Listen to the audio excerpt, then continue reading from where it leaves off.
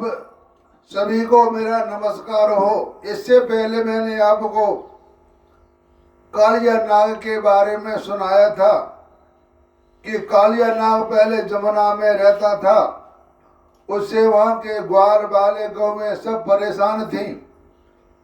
इसको निवारण के लिए भगवान ने कालिया नाग को वहाँ से भगा दिया।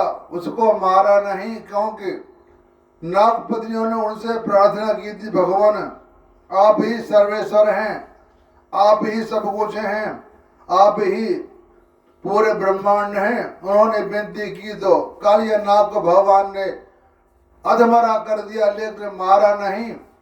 तो उसको फिर कह दिया कि तू यहाँ से जगह छोड़ करके कहीं समुद्र में स्थान बना ले। तो इसके बाद वो कालिया नाग जहाँ सर्पों का झुंड रहता है समुद्र में, वहाँ अपने स्थान बना लिया। अब मैं आज आपको सुना रहा हूँ कि कालिया जो नाग था ये पहले कौन था, उसका आपको मैं संक्षेप में बता रहा हूँ। तो राजा परीक्षित ने पूछा, भगवान कालिया नाग ने नागों के निवास स्थान रमण द्वीप को क्यों छोड़ा था, और उस अकेले ही गौड़ जी का कौन सा अपराध किया था। तो सुखदेव जी कहते हैं कि परिचित पूर्व काल में गौड़ जी को उपहार स्वरूप प्राप्त होने वाले सर्पों ने यह नियम कर लिया था कि प्रत्येक मास में निर्दिष्ट वृक्ष के नीचे गरुड़ को एक सर्प की भेंट दी जाए। इस नियम के अनुसार प्रत्येक अमावस को सारे सर्प अपनी रक्षा के लिए महात्मा गौड़ जी को अपना भाग देते रहते थे। यह कहानी इस प्रकार है कि गौड़ जी की माता बिनता और सर्पों का माता कद्रु में परस्पर बैर था। माता का बैर स्मरण कर गौड़ जी ने जो सर्प मिलता उसी को खा जाते। इससे व्याकुल होकर सब सर्प ब्रह्मा जी की शरण में गए। तो ब्रह्मा जी यह नियम कर दिया कि प्रत्येक अमावस्या को प्रत्येक सर्प परिवार बारी बारी से गौड़ जी को एक सर्प की बलि दिया करे। तो उन सर्पों में कद्रु का पुत्र कालिया नाग कद्रु का पुत्र था। अपने विष और बल से घमंड से मतवाला हो रहा था और गरुड़ का तिरस्कार करके स्वयं तो बलि देना दूर रहा, दूसरे सर्पों जो गरुड़ जी को बलि देंगे उसे भी खा लेता। परीक्षित यह सुनकर भगवान के प्यारे पार्षद शक्तिशाली गरुड़ को बड़ा क्रोध आया। इसलिए उन्होंने कालिया नाग को मार डालने के विचार से बड़े वेग से उस पर आक्रमण किया। विषधर कालिया नाग ने जब देखा कि गरुड़ बड़े वेग से मुझ पर आक्रमण करने आ रहे हैं, तब वह अपने 101 फण फैलाकर डसने के लिए उन पर टूट पड़ा। उसके पास शस्त्र थे केवल दांत, इसलिए उसने दांतों से गरुड़ को डस लिया। उस समय वह अपनी भयावनी जीवें लपलपाता रहा था। उसकी सांस लंबी चल रही थी और आंखें बड़ी डरावनी जान पड़ती थी। तो तार्क्ष नंदन गरुड़ जी विष्णु भगवान के वाहन हैं और उनका वेग तथा पराक्रम भी अतुलनीय है। कालिया नाग की यह डिटाई देखकर उनका क्रोध और भी बढ़ गया तथा उन्होंने उसे अपने शरीर से झटक कर फेंक दिया एवं अपने सुनहले बाएं पंख से कालिया नाग पर बड़े जोर से प्रहार किया। उनकी पंख की चोट से कालिया नाग घायल हो गया। वह घबरा कर वहां से भागा और यमुना जी के इस कुंड में चला गया। यमुना जी का यह कुंड गरुड़ के लिए अगम्य था। साथ ही वह इतना गहरा था कि उससे दूर लोग भी नहीं जा सकते। बोले यहाँ एक सांप लगा हुआ था कि यहाँ गरुड़ जी आ नहीं सकता, इसलिए कालिया नाग ने अपना वहाँ स्थान बना लिया कि यहाँ गरुड़ न तो आ पाएगा और ना ही मुझे मार पाएगा।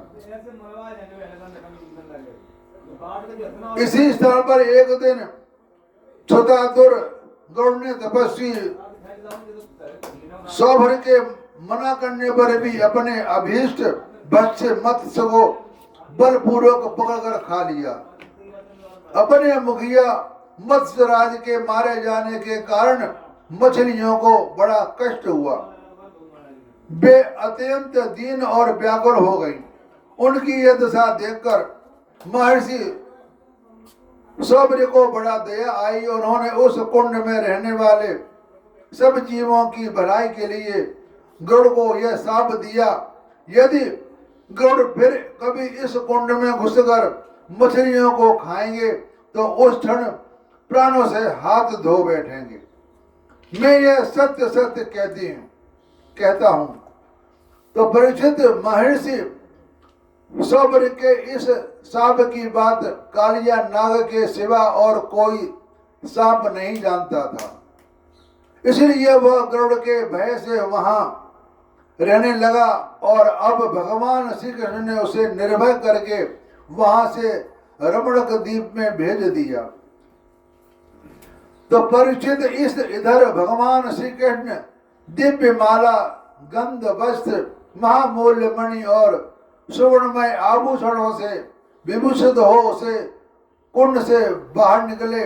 उनको देखकर सब के सब ब्रजवासी इस प्रकार उठ खड़े हुए जैसे प्राणों को पाकर इंद्रियां सचेत हो जाती हैं, क्योंकि बिगर प्राण के इंद्रियां सचेत नहीं होती। जब इंसान के प्राण निकल जाते हैं तो इंद्रियां शिथिल हो जाती हैं, बाद में इंद्रियां भी निकल जाती हैं। तो सभी गोपों का हृदय आनंद से भर गया। वे बड़े प्रेम और प्रसन्नता से अपने कन्हैया को हृदय से लगाने लगे। हमारे शरीर में प्राण की सबसे महत्व बात है। प्राण है तो सब कुछ है, प्राण नहीं है तो सब कुछ नहीं। हमारे अंदर 5 प्राण होते हैं, इंद्रियां होती है, मन होती है। प्राण इंद्रिय और मन को लेकर के चलता है। प्राण के साथ इंद्रिय और मन होते हैं।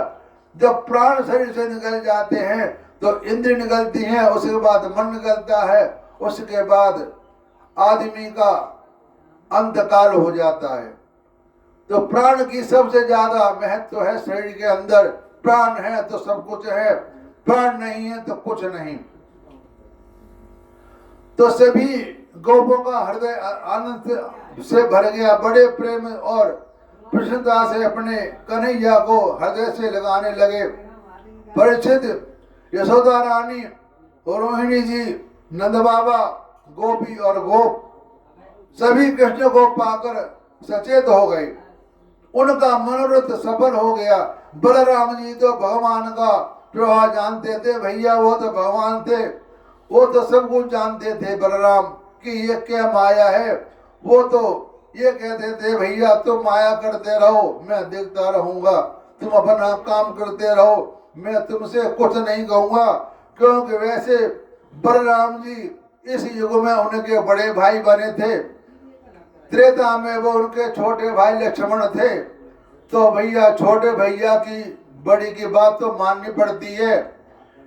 बड़े भाई बेशक हैं, लेकिन वैसे पिछले अनुसार लक्ष्मण छोटे भाई हैं, लेकिन इस समय वो बड़े भाई बन गए। तो बड़े भाई तो बन गए लेकिन हैं तो छोटे भाई। तो वे कहते थे भैया राम तुम कुछ करो, मैं आपके पीछे हूँ, मैं आपकी आज्ञा का पालन करूंगा। बलराम ने कभी कृष्ण की भगवान की बात को काटा नहीं।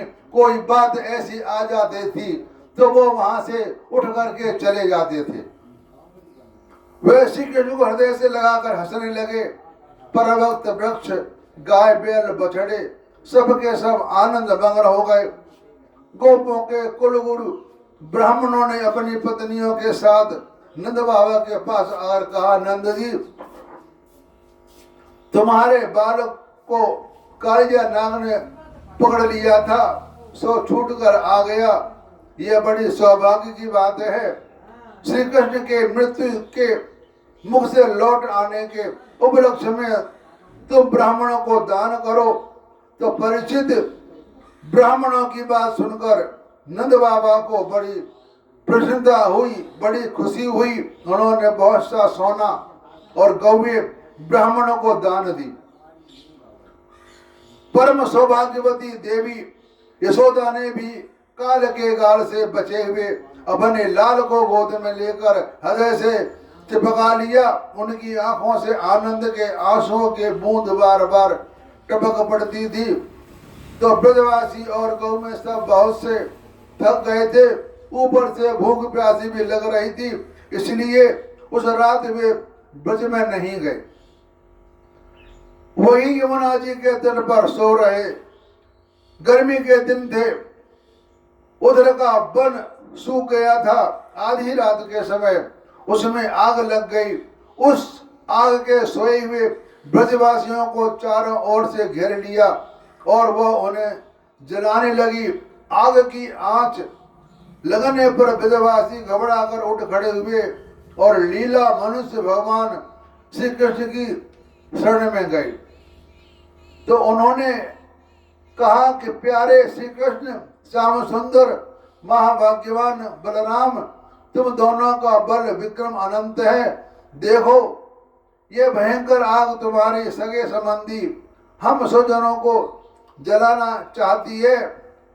तुम में सब सामर्थ्य है, हम तुम्हारे सहृदय, इसलिए इस प्रलय की अपार आग में हमें बचाओ। प्रभु, हम मृत्यु से नहीं डरते, परंतु तुम्हारे अकुतो भय चरण कमल छोड़ने में असमर्थ हैं। भगवान अनंत हैं, वे अनंत शक्ति को धारण करते हैं। उसी जगदीश्वर भगवान श्री कृष्ण जब ने देखा कि मेरा स्वजन इस प्रकार व्याकुल हो रहे हैं, तो वे उस भयंकर आग को पी गए।